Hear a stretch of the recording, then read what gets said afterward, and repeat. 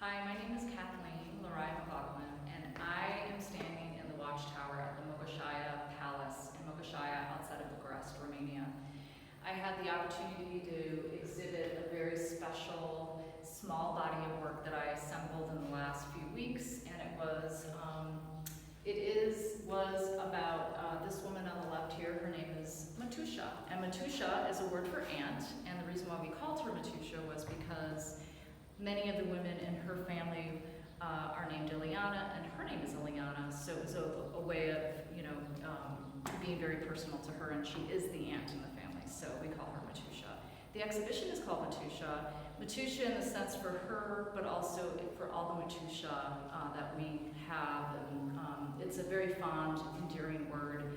It's an older woman who may be your neighbor or your cousin, but it's someone who you can kind of depend on, like as a motherly figure. And I loved MATUSA very much. I met her in 1999 when my husband and I lived with her sister's family. Her sister's name is Maria. This is MATUSA, she, Maria, and that's MATUSA and Maria. They were sisters. They're a few years apart, and they lived one house away from each other.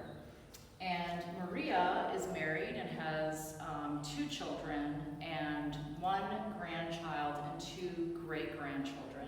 MATUSA, on the other hand, wasn't able to have children. And in the region, when someone dies, when they are not able to have children or didn't have children, they sing at their funeral that their life had no meaning. I had learned this many, many years ago and always thought how sad it was for MATUSA that she would know this about her life and that perhaps they would sing it at her funeral. So I always felt like I needed to let her know that she was special to me, because she was. I adored her.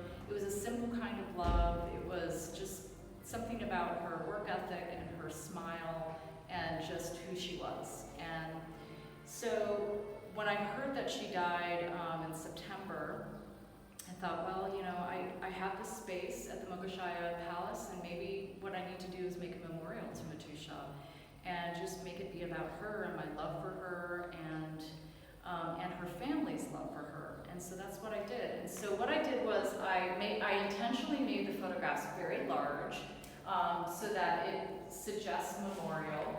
And I also wanted to include objects from MATUSA. And so in each large canvas print, there is one of her headscarves, and these headscarves are so personal to a woman. It's, this is something that they spend their money on, that they pick out the style and the fabric.